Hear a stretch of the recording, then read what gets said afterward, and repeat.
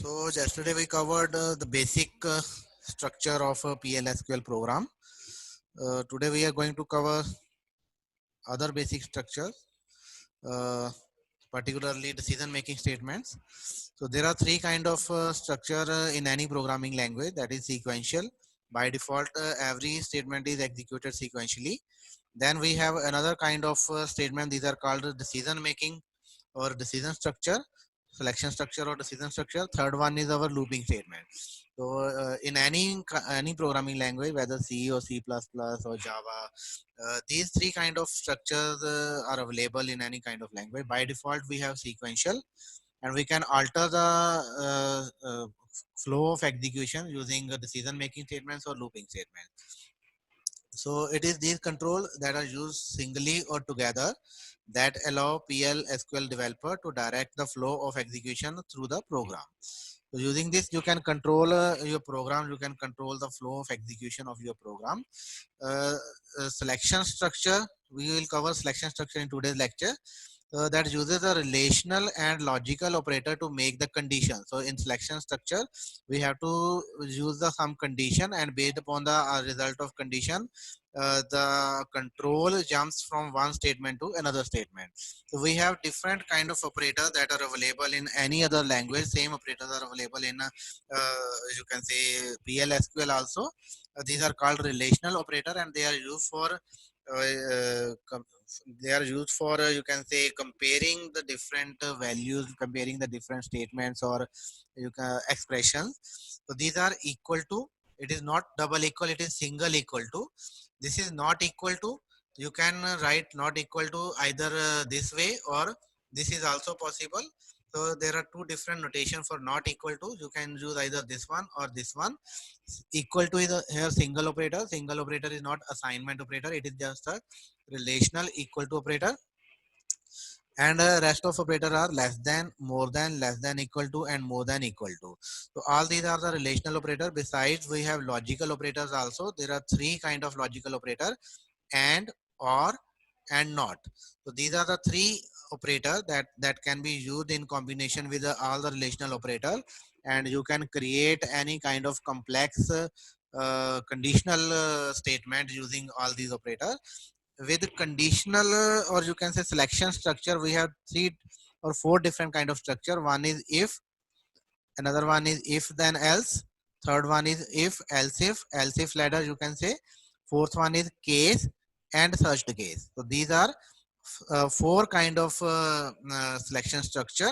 So case and search case are almost same thing, with this minor difference that we will cover in today's lecture. Very first case is the if case. If, then, and if. If condition true, then set of statement, and finally and if. There is no else part. So this is the default default case. This is the basic case you can say. The general structure is if followed by some condition, then if is a keyword, then is a keyword, then action statements will be there. If the condition is true, then these statement will be executed. Otherwise these statement will not be executed. Finally, if block is completed with the help of and if statement. So every if block is accompanied with and if statement followed by a semicolon. So semicolon is compulsory here. So this is simple example.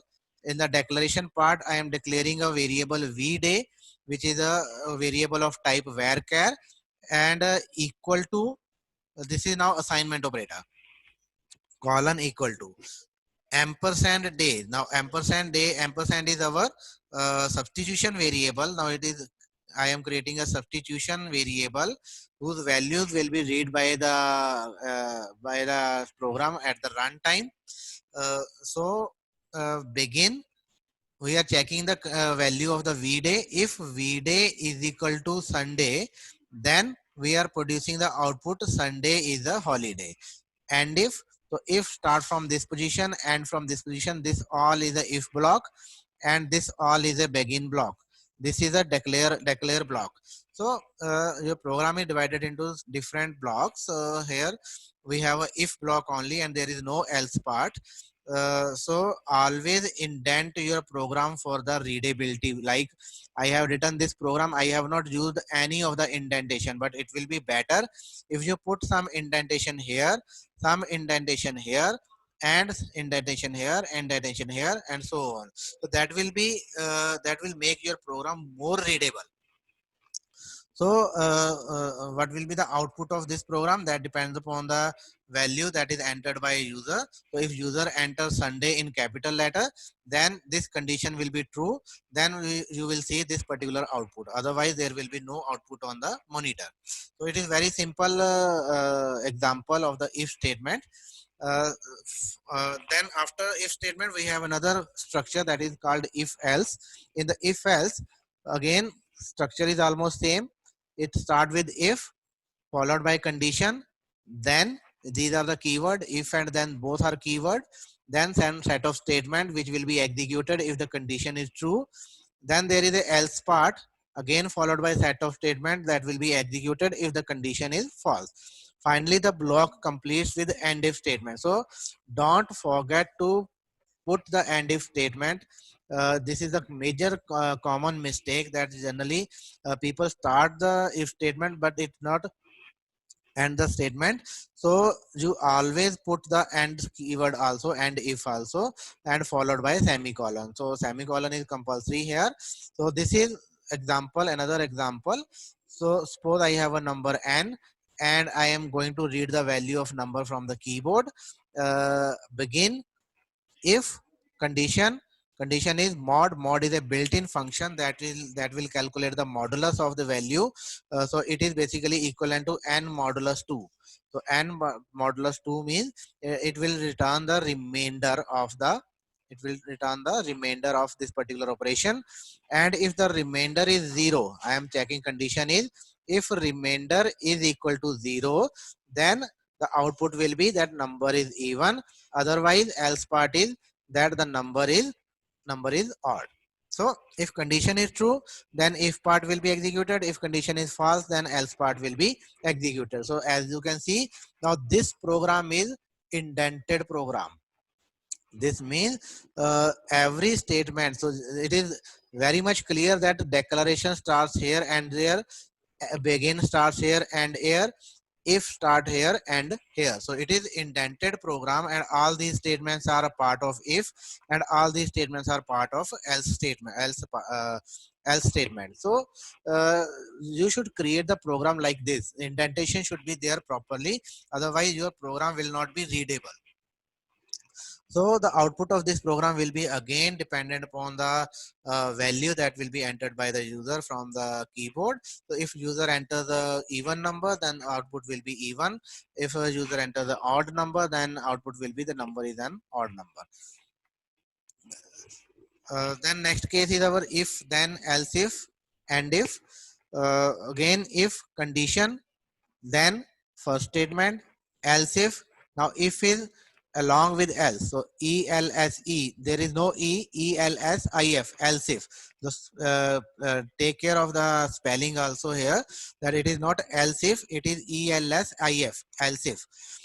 Condition, second condition, if that condition is true, then this statement will be executed, and this can continue up to nth condition. And finally whatever I have written in the square bracket, that is optional part. So this is your optional part. You can have a default else case.